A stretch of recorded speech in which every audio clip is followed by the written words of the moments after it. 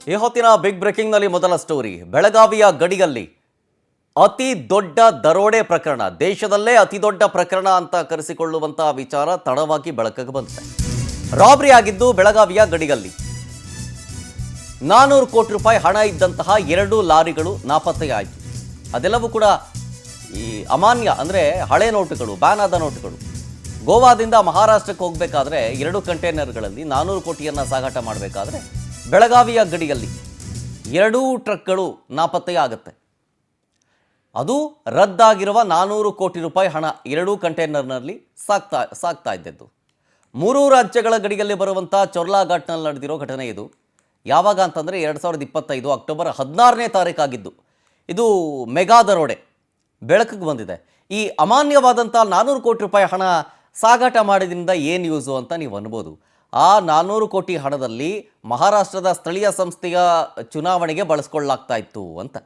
ಆದ್ರೆ ಆ 400 ಕೋಟಿ ಹಣದಲ್ಲಿ ಬೇರೆ ಬೇರೆ ಭಾಗದಲ್ಲಿ ಬೇರೆ ಬೇರೆ ಜಿಲ್ಲೆಗಳಲ್ಲಿ ಆಗುವಂಥ ಸ್ಥಳೀಯ ಸಂಸ್ಥೆಗಳ ಚುನಾವಣೆಗಳಲ್ಲಿ ಹಣವನ್ನು ಹಂಚಿ ಒಬ್ಬರಿಗೆ 3,000 ರೂಪಾಯಿ ತನಕ ಹಳೆ ನೋಟುಗಳನ್ನು ಎಕ್ಸ್ಚೇಂಜ್ ಮಾಡ್ಕೊಳ್ಬೋದು ಅಂತ RBI ಈಗ ಆಲ್ರೆಡಿ ಹೇಳಿದೆ. ಅದನ್ನೇ ಎನ್ಕ್ಯಾಶ್ ಮಾಡಿಕೊಂಡು ಒಬ್ಬೊಬ್ಬರಿಗೆ 3,000 ರೂಪಾಯಿ ತನಕ ಹಂಚಿ ಅದನ್ನು ಅವರು ಈಗಿನ ಪ್ರಸ್ತುತ ಚುನಾವಣೆಯಲ್ಲಿರುವಂಥ ನೋಟ್ಗಳನ್ನು ಕನ್ವರ್ಟ್ ಮಾಡ್ಕೊಳ್ಬೋದಾಗಿತ್ತು. ಈ ನಿಟ್ಟಿನಲ್ಲಿ ಪ್ಲಾನ್ ಮಾಡ್ಕೊಂಡಿದ್ದಂಥ 400 ಕೋಟಿ ಹಣ ಅದು ರಾಬರಿ ಆಗಿದ್ದು ಬೆಳಕಿಗೆ ಬಂದಿದೆ.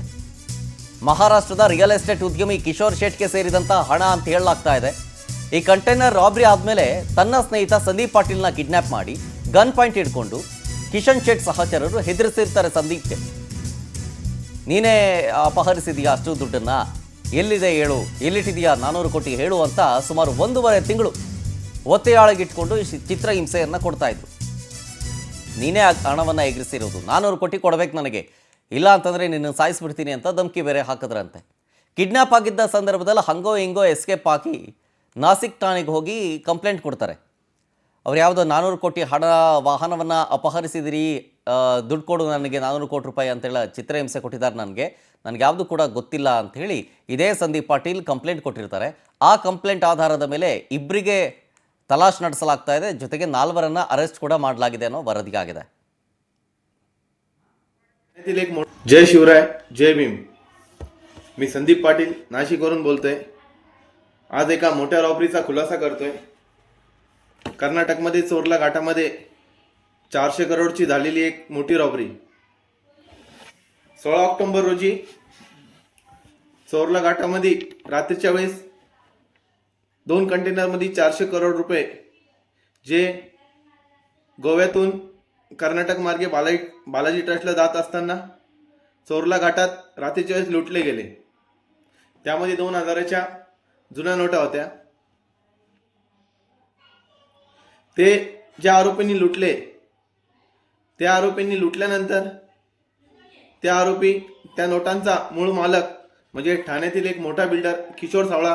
तो इस मामले में हमारे 5 अक्यूज हमने अरेस्ट किए हैं अभी तक, और 2 अभी एब्सकॉन्डिंग है. हम उनकी तलाश जारी है.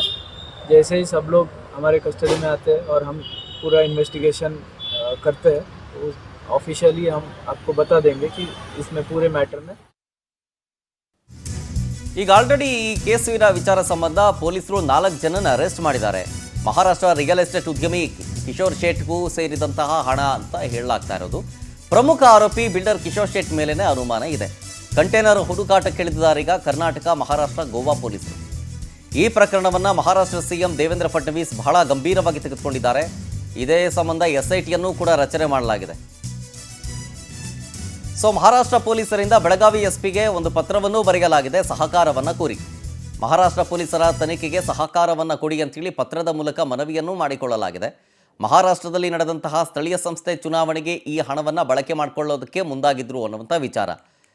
ಈ 400 ಕೋಟಿ ರೂಪಾಯಿ ಹಣ ಚಲಾವಣೆಯಲ್ಲಿರದಂತಹ ಹಣ ಅಂದರೆ ನೋಟುಗಳು. ಆ ನೋಟನ್ನು ಸ್ಥಳೀಯ ಸಂಸ್ಥೆ ಚುನಾವಣೆಗೆ ಬಳಸ್ಕೊಳ್ಳೋದು ಅಂತಂದರೆ ಅಲ್ಲಿ ಮತದಾರರಿಗೆ ಆಮಿಷ ಒಡ್ಡಿನೋ ಅಥವಾ ಇನ್ನೊಂದು ಮತ್ತೊಂದು ಮಗದೊಂದು ಅದರಲ್ಲಿ ಹಣವನ್ನು ಹಂಚಿ ಇದನ್ನು ನೀನು ಬ್ಯಾಂಕ್ಗೆ ಹೋಗಿ ಎಕ್ಸ್ಚೇಂಜ್ ಮಾಡ್ಕೊಳ್ಬಹುದು RBI ಗೈಡ್ಲೈನ್ಸ್ ಪ್ರಕಾರ ಅಂತ ಹೇಳಿ, ಅಥವಾ ಅವರೇ ಯಾರು ಒಬ್ಬರನ್ನ ಏಜೆಂಟನ್ನು ನೇಮಿಸಿ ಆ ಹಣವನ್ನು ಈಗ ಪ್ರಸ್ತುತ ಚಲಾವಣೆಯಲ್ಲಿರುವಂತಹ ನೋಟಿಗೆ ಕನ್ವರ್ಟ್ ಮಾಡಿಸಿಕೊಡುವಂಥ ಜವಾಬ್ದಾರಿಯನ್ನು ವಹಿಸಲಾಗುತ್ತೆ. ಸೊ ಈ ರೀತಿಯಾಗಿ ಕೆಲಸವನ್ನು ಮಾಡೋದಕ್ಕೆ ಪ್ಲ್ಯಾನ್ ಮಾಡಿಕೊಳ್ಳಲಾಗಿತ್ತು. ಅದಕ್ಕೆ ಅಂತಲೇ 400 ಕೋಟಿ ರೂಪಾಯಿಯನ್ನು ಬೇರೆ ಕಡೆಯಿಂದ ಅಂದರೆ ಗೋವಾದಿಂದ ಮಹಾರಾಷ್ಟ್ರಕ್ಕೆ ಹೋಗ್ತಾ ಇರಬೇಕಾದ್ರೆ ಆ 2 ಕಂಟೈನರನ್ನು ದರೋಡೆ ಮಾಡಿದ್ದಾರೆ ಅಂತ. ವಿತ್ ಕಂಟೈನರೇ ಇಲ್ಲ. ಗೋವಾದಿಂದ ಹೊರಟಂಥ ಕಂಟೈನರು ಆ ಡೆಸ್ಟಿನಿ ರೀಚ್ ಆಗಲಿಲ್ಲ. ಜೊತೆಗೆ ಅದು ಬ್ಲ್ಯಾಕ್ ಮನಿ ಆದ ಕಾರಣ ಕಂಪ್ಲೇಂಟ್ ಕೂಡ ಯಾರೂ ಕೊಡಲಿಲ್ಲ. ಈ ವಿಚಾರ ಬೆಳಕಿಗೆ ಬಂದಿದ್ದು ಸಂದೀಪ್ ಅನ್ನೋರನ್ನು ಕಿಡ್ನಾಪ್ ಮಾಡಿದಾಗ, ಚಿತ್ರ ಹಿಂಸೆ ಕೊಟ್ಟಾಗ ಆ ಸಂದೀಪ್ ಕಿಡ್ನಾಪರ್ಸಿಂದ ತಪ್ಪಿಸ್ಕೊಂಡು ಪೊಲೀಸ್ ಸ್ಟೇಷನ್ಗೆ ಹೋದಾಗ ಈ ಎಲ್ಲ ವಿಚಾರವೂ ಬೆಳಕಿಗೆ ಬಂದಿದೆ. ಇನ್ನಷ್ಟು ಡೀಟೇಲ್ಸ್ ಕೊಡ್ತಾರೆ ನಮ್ಮ ಪ್ರತಿನಿಧಿ ಮಂಜುನಾಥ್ ಪಾಟೀಲ್ ಫೋನ್ ಸಂಪರ್ಕದಲ್ಲಿ. ಮಂಜುನಾಥ್, ಈಗ ಅರೆಸ್ಟ್ ಆದವ್ರ ಹತ್ರ ಏನಾದರೂ ಮಾಹಿತಿಯನ್ನು ಕಲೆ ಹಾಕಲಾಯ್ತಾ? ಪ್ರಸ್ತುತ ಆ ಮಿಸ್ ಆಗಿರುವಂಥ ಕಂಟೈನರ್ ಎಲ್ಲಿದೆ ಅನ್ನೋದರ ಟ್ರ್ಯಾಕಿಂಗ್ ಏನಾದರೂ ಸಿಕ್ಕಿದೆಯಾ ಪೊಲೀಸರಿಗೆ? ಬೆಳಗಾವಿ ಮತ್ತು ಗೋವಾ ಮಹಾರಾಷ್ಟ್ರದ ಒಂದು ಗಡಿಯಲ್ಲಿ ಏನು ಸೋಲಾಘಾಟಲ್ಲಿ ಅಲ್ಲಿರುವಂತಹ ಒಂದು ಬೃಹತ್ ರಾಬರಿ ಆಗಿತ್ತು. 2,000 ರದ್ದಾದ ನೋಟುಗಳನ್ನ ಒಟ್ಟು 400 ಕೋಟಿ ರೂಪಾಯಿಯನ್ನ ಒಂದು 2 ಕಂಟೈನರ್ಲಿ ಸಾಗಣೆ ಮಾಡ್ತಾ ಇತ್ತು ಅಂತ ಹೇಳಿ ಇಲ್ಲಿರುವಂತಹ ಪ್ರಮುಖ ಏನು ಒಂದು ಸಾಕ್ಷಿದಾರರಂತಹ ಸಂದೀಪ್ ಪಾಟೀಲ್ ಹೇಳ್ತಾನೆ. ಸಂದೀಪ್ ಪಾಟೀಲ್ ಅವರಲ್ಲಿರುವಂತಹ ನಾಸಿಕದಲ್ಲಿರುವಂತಹ ಏನು ಸೇಠ್ ಅಂತ ಹೇಳಿ ಒಬ್ಬ ಸೇಠಿ ಇರ್ತಾನೆ. ಅವನು ಇವನನ್ನ ಕಿಡ್ನಾಪ್ ಮಾಡ್ಕೊಂಡು ಹೋದ ತದನಂತರ 1 ತಿಂಗಳ ಕಾಲ ನಿರಂತರವಾಗಿ ಚಿತ್ರಹಿಂಸೆ ಕೊಡ್ತಾರೆ. ಚಿತ್ರಹಿಂಸೆ ಕೊಟ್ಟ ತದನಂತರ ಅವನನ್ನ ಬಿಟ್ಟು ಕಳಿಸಿದ ತದನಂತರ ಏನು ಈ ಸಂದೀಪ್ ಪಾಟೀಲ್ ಇರ್ತಾನೆ, ಸಂದೀಪ್ ಪಾಟೀಲ್ ನೇರವಾಗಿ ಪೊಲೀಸ್ ಸ್ಟೇಷನ್ಗೆ ಹೋಗಿ ಒಂದು ಕಂಪ್ಲೇಂಟ್ ಅನ್ನು ದೂರನ್ನ ಕೊಡ್ತಾನೆ. ದೂರನ್ನ ಕೊಟ್ಟು ಈಗಾಗಲೇ ನನ್ನ ಹೆಸರನ್ನ ಹೇಳ್ಕೊಂಡು ಬೇರೆಯವರು ಕಂಟೈನರ್ನ ಕದ್ದು ಒಂದು ರಾಬರಿಯನ್ನು ಮಾಡಿದ್ದಾರೆ. ಅದರಲ್ಲಿರುವಂತಹ 2,000 ಮುಖಬೆಲೆ ಹೊಂದಿದಂತ ರದ್ದಾದ ನೋಟುಗಳು ಇದ್ದು ಅಂತ ಹೇಳಿ ಬೇರೆಯವರು ನನ್ನ ಹೆಸರು ಹೇಳಿ ಆ ಕಿಶನ್ ಸೇಠ್ ಅನ್ನು ಇರ್ತಾನೆ ಅವನಿಗೆ ಕರೆ ಮಾಡಿರ್ತಾರೆ. ಕರೆ ಮಾಡಿದ ತದನಂತರ ಅವ ಕಿಶನ್ ಸೇಠನ ಅನುಯಾಯಿಗಳು ಮತ್ತು ಅವನ ಸಂಬಂಧಿಕರು ನನ್ನನ್ನು ಕಿಡ್ನಾಪ್ ಮಾಡಿ ಕಳೆದ 1 ತಿಂಗಳ ನಿರಂತರವಾಗಿ ನನ್ನನ್ನ ಕಿಡ್ನಾಪ್ ಮಾಡಿ ಚಿತ್ರಹಿಂಸೆ ಕೊಟ್ಟಿದ್ದಾರೆ ಅಂತ ಹೇಳಿ ಅಲ್ಲಿ ನಾಸಿಕ್ ಪೊಲೀಸರಿಗೆ ತಿಳಿಸ್ತಾನೆ. ತಿಳಿಸಿದ ತದನಂತರ ನಾಸಿಕ್ ಪೊಲೀಸರು ಒಂದು ತನಿಖೆಗೆ ಇಳಿತಾರೆ. ಅದಾದ ನಂತರ ಮಹಾರಾಷ್ಟ್ರ ಸರ್ಕಾರ SIT ಅನ್ನ ರಚನೆ ಮಾಡುತ್ತೆ. ಯಾಕಂತಂದ್ರೆ ರದ್ದಾದಂತ 400 ಕೋಟಿ ರೂಪಾಯಿ ಹಣವನ್ನ ಯಾವ ಕಾರಣಕ್ಕಾಗಿ ಇಟ್ಕೊಂಡಿದ್ರು, ಇಲ್ಲಿವರೆಗೂ ರದ್ದಾದ ನೋಟನ್ನ ಬ್ಯಾಂಕಿಗೆ ತುಂಬಿ ಹೊಸ ನೋಟುಗಳನ್ನ ಈಗ ಚಲಾವಣೆಯಲ್ಲಿರುವಂತಹ ನೋಟುಗಳನ್ನ ಬದಲಾವಣೆ ಮಾಡ್ಕೊಳ್ಬೇಕಾಗಿತ್ತು. ಆದ್ರೆ ಅಲ್ಲಿಂದ ಇಲ್ಲಿವರೆಗೂ ಕಳೆದ 5 ವರ್ಷಗಳಿಂದ ಏನು ಈ ಒಂದು ಇದು ಮಾಡ್ಕೊಂಡಿದ್ರು, ಇದನ್ನ ಯಾಕೆ ಅಂತ ಹೇಳಿ ಅವರು ಸಹ ಪ್ರಶ್ನೆ ಮಾಡ್ತಾ ಇದ್ದಾರೆ. ಅದಾದ ನಂತರ ಇಲ್ಲಿ ಕರ್ನಾಟಕದ ಸರ್ಕಾರಕ್ಕೆ ಒಂದು ಪತ್ರ ಬರೀತಾರೆ. ಪತ್ರ ಬರೆದು ಗೋವಾ, ಕರ್ನಾಟಕ ಮತ್ತು ಮಹಾರಾಷ್ಟ್ರದ ಪೊಲೀಸರು ಈ ತನಿಖೆಯನ್ನ ಕೈಗೊಳ್ಳಬೇಕು, ಅವ್ರನ್ನ ಸಹಕಾರ ಕೊಡ್ಬೇಕಂತೇಳಿ ಅವರು ಕೇಳ್ಕೊಂಡಾಗ ಬೆಳಗಾವಿ SP ಎ ರಾಮರಾಜನ್ ಅವರು ಒಂದು ತನಿಖಾ ತಂಡವನ್ನು ಮಾಡ್ತಾರೆ. DYSP ನೇತೃತ್ವದಲ್ಲಿ ಯಾವಾಗ ನಾಸಿಕಿಗೆ ಹೋಗಿ ಒಂದು ತನಿಖೆ ಮಾಡಿದ ತದನಂತರ ಅಲ್ಲಿರುವಂತ ಏನು ಪ್ರಮುಖವಾದಂತ ಕಂಪ್ಲೇಂಟ್ ದಾರಂತ ಸಂದೀಪ್ ಪಾಟೀಲ್ ಅನ್ನು ವಿಚಾರಣೆ ಮಾಡ್ತಾರೆ. ವಿಚಾರಣೆ ಮಾಡುವ ಸಮಯದಲ್ಲಿ ಅಲ್ಲಿರುವಂತ ಸಂದೀಪ್ ಪಾಟೀಲ್ ಆಗಿರ್ಬೋದು ಮತ್ತು ಮಹಾರಾಷ್ಟ್ರ ಪೊಲೀಸರು ಕರ್ನಾಟಕ ಪೊಲೀಸರಿಗೆ ಯಾವುದೇ ಕಾರಣಕ್ಕೂ ತನಿಖೆಗೆ ಸಹಕಾರ ನೀಡ್ತಾ ಇಲ್ಲ. ನೋಡೋಣ ಮಂಜುನಾಥ್, ಏನಾಗುತ್ತೆ, ತನಿಖೆ ಮಾಡ್ತಾ ಇದ್ದಾರೆ, ಡೀಟೇಲ್ಸ್ ಏನೇನು ಗೊತ್ತಾಗುತ್ತೆ ಅಂತ ಕಾದ್ ನೋಡೋಣ. ಥ್ಯಾಂಕ್ ಯು ಡೀಟೇಲ್ಸ್ಗಾಗಿ. ನೋಡಿ, ಇನ್ನೊಂದು ಎಕ್ಸ್ಕ್ಲೂಸಿವ್ ಸ್ಟೋರಿ ನಿಮ್ಮ ಮುಂದೆ ಇಟ್ಟಿದ್ದೀನಿ ಇದೇ ವಿಚಾರ ಸಂಬಂಧ. 3 ರಾಜ್ಯಗಳ ಗಡಿಯಲ್ಲಿ 400 ಕೋಟಿ ರಾಬರಿ ಆಯ್ತಲ್ಲ, ಈಗ 400 ಕೋಟಿ ಅಲ್ಲ, ಅದು 1000 ಕೋಟಿ ಕೇಸ್ ಅನ್ನೋದು ಪವರ್ ಟಿವಿಯಲ್ಲಿ ಈ ಕ್ಷಣದ ಬಿಗ್ ಎಕ್ಸ್ಕ್ಲೂಸಿವ್ ಸ್ಟೋರಿ. ಸಂಚಲನ ಸೃಷ್ಟಿಸ್ತಾ ಇದೆ ಸಂದೀಪ್ ಪಾಟೀಲ್ನ ವಿಡಿಯೋ ಸ್ಟೇಟ್ಮೆಂಟ್. ಅಪಹರಣಕ್ಕೆ ಈಡಾಗಿದ್ದ ಸಂದೀಪ್ ಪಾಟೀಲ್ ಹೇಳಿಕೆಯ ಸಂಚಲನ ಇದು. ರದ್ದಾಗಿರೋ 2,000 ರೂಪಾಯಿ ಮುಖಬೆಲೆಗೆ ಹಣ ಕಂಟೈನರ್ ನಾಪತ್ತೆಯಾಗುತ್ತಲ್ಲ, ಈ ವಿಚಾರ ಸಂಬಂಧ ಬರೀ 400 ಕೋಟಿ ಮ್ಯಾಟರ್ ಅಲ್ಲ, ಇದು 1000 ಕೋಟಿಯ ಮ್ಯಾಟರ್. ಅದಕ್ಕೆ ಸಂದೀಪ್ ಪಾಟೀಲ್ ಹೇಳಿಕೆಯೇ ಸಂಚಲನ ಸೃಷ್ಟಿ ಮಾಡ್ತಾ ಇದೆ. ಆ 400 ಕೋಟಿ ವಿಚಾರ ಏನು ಕಂಟೈನರ್ನಲ್ಲಿ ಗಾಯಬ್ ಮಾಡಲಾಗುತ್ತಲ್ಲ, ಅದು ಕೇವಲ 400 ಕೋಟಿ ವಿಚಾರ ಅಲ್ಲ ಸ್ವಾಮಿ, 1000 ಕೋಟಿ ವಿಚಾರ ಅನ್ನೋದು ಬೆಳಕಿಗೆ ಬರ್ತಾ ಇದೆ. 400 ಕೋಟಿಯ ಜೊತೆಗೆ ಅದು ಸೇರಿದಂತೆ 1000 ಕೋಟಿಯ ಮ್ಯಾಟರ್ ಇದು. ಕಂಟೈನರ್ ಗಾಯಬ್ ಆಯ್ತಲ್ಲ, ಆ ಕಂಟೈನರ್ ಗಾಯಬ್ ಮಾಡಿದ ಆರೋಪಿಗಳು ನನಗೆ ಕರೆ ಮಾಡಿದ್ರು. ಬಿಲ್ಡರ್ ಕಿಶೋರ್ಗೆ ನನ್ನ ಹೆಸರಿಂದ ಫೋನ್ ಮಾಡಿ 100 ಕೋಟಿ ರೂಪಾಯಿ ಡಿಮ್ಯಾಂಡ್ ಮಾಡಿದ್ದಾರೆ. ರದ್ದಾಗಿರುವ 400 ಕೋಟಿ ಬೇಕು ಅಂತಂದ್ರೆ ಚಾಲ್ತಿಯಲ್ಲಿರೋ 100 ಕೋಟಿ ನನಗೆ ಬೇಕು. ಆಗ ಕಿಶೋರ್ ಸಹಚರರು ಅದು ನಾನೇ ಫೋನ್ ಮಾಡಿರೋದು ಅಂದ್ಕೊಂಡು ನನ್ನನ್ನು ಕಿಡ್ನಾಪ್ ಮಾಡಿ ಚಿತ್ರಹಿಂಸೆ ಕೊಟ್ಟರು. ಮಹಾರಾಷ್ಟ್ರದ 2 ಪೊಲೀಸ್ ಅಧಿಕಾರಿಗಳೇ ನನಗೆ ವಾಟ್ಸಪ್ ಕಾಲ್ ಮಾಡಿ ಬೆದರಿಕೆ ಕೂಡ ಹಾಕಿದ್ರು. ಎಲ್ಲೂ ಈ ವಿಚಾರ ಹೇಳಬಾರ್ದು ಅಂತ ಅದಾದ ಮೇಲೆ ಪೊಲೀಸರ ಮೂಲಕ ನನಗೆ ಒತ್ತಡವನ್ನು ಹಾಕಿಸಿದ್ರು.